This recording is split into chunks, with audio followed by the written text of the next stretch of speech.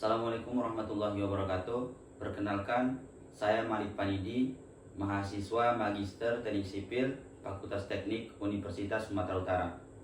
Pada kesempatan kali ini, saya akan mempresentasikan hasil tugas saya dengan judul Analisis Faktor-Faktor Penyebab Keterlambatan Proyek Renovasi Rumah Hunian di Komplek Golden Gaperta nomor 8 dengan metode CPM atau Critical Path Method.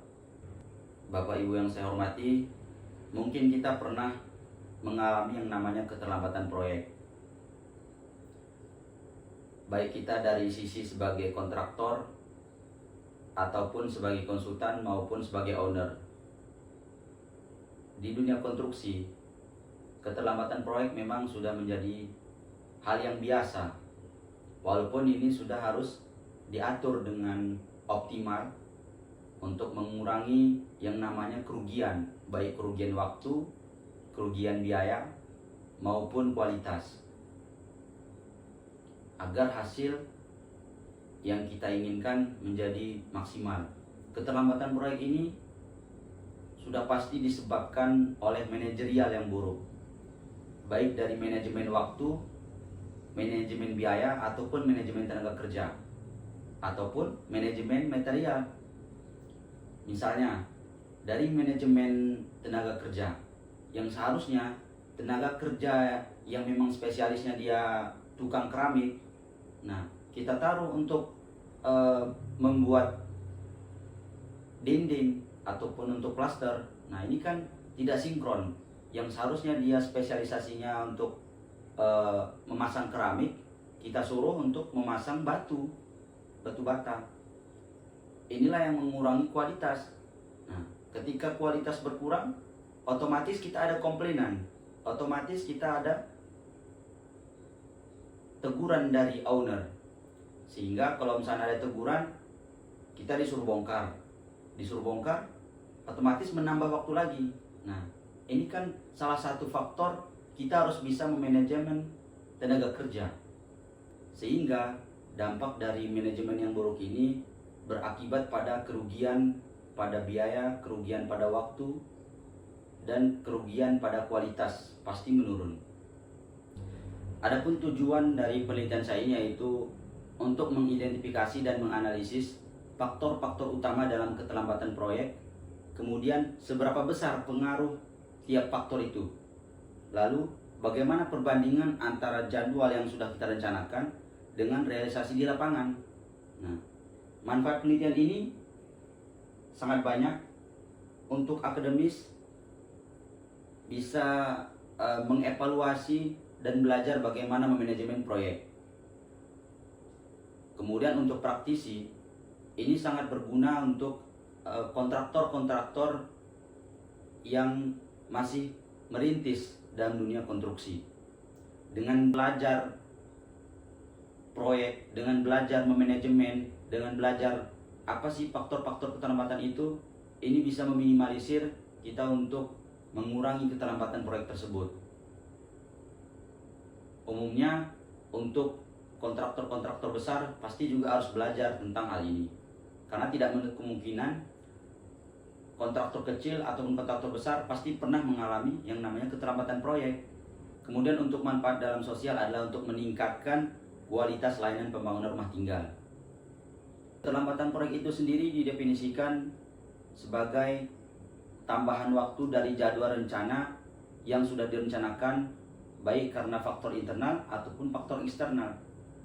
Faktor internal itu sendiri itu bisa dari owner atau dari kontraktornya sendiri maupun konsultan, dan faktor eksternal yaitu karena kondisi lingkungan, misal seperti cuaca ataupun bencana seperti force majeure yang diumumkan oleh pemerintah.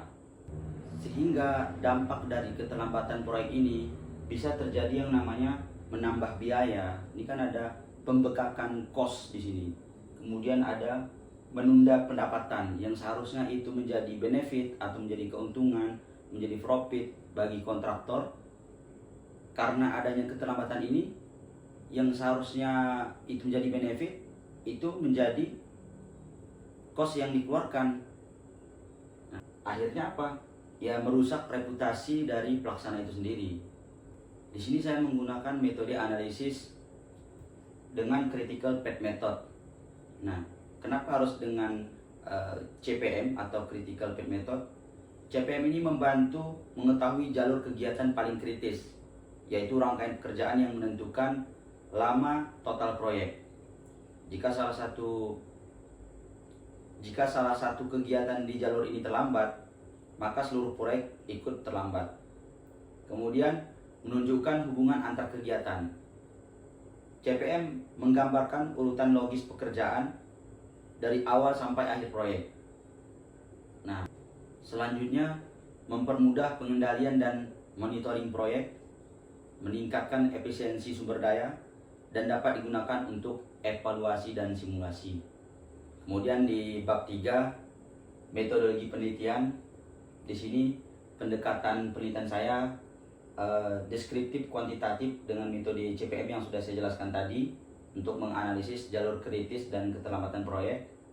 Lokasi di sini kebetulan di proyek saya sendiri yang sudah saya alami mengalami keterlambatan proyek, dan saya ingin menganalisis faktor apa saja yang menyebabkan keterlambatan ini, yaitu di proyek renovasi rumah hunian di Komplek Golden Gaperta nomor C8. Kemudian dari variabelnya ada variabel X dan variabel Y. Dari variabel X ada manajemen SDM, kemudian ada tenaga kerja, material, dan kondisi lapangan. Kemudian ada variabel Y, yaitu tingkat keterlambatan proyek. Ini yang menjadi nanti grafik yang akan saya buatkan nanti di bab selanjutnya. Dan untuk sampel di sini ada 30 responden. Jadi dari 4 engineer, terus 4 mandor atau 4 kepala tukang, dan 22 tenaga kerja. Untuk teknik pengumpulan data sendiri, di sini ada studi literatur yang saya kumpulkan dari beberapa jurnal yang sudah terskopus, dan observasi lapangan pastinya. Langsung ke lapangan kita identifikasi, dan ada kuesioner skala Likert, kemudian ada dokumentasi. Demikianlah pemaparan hasil penelitian saya tentang analisis faktor-faktor keterlambatan proyek renovasi rumah hunian dengan metode CPM.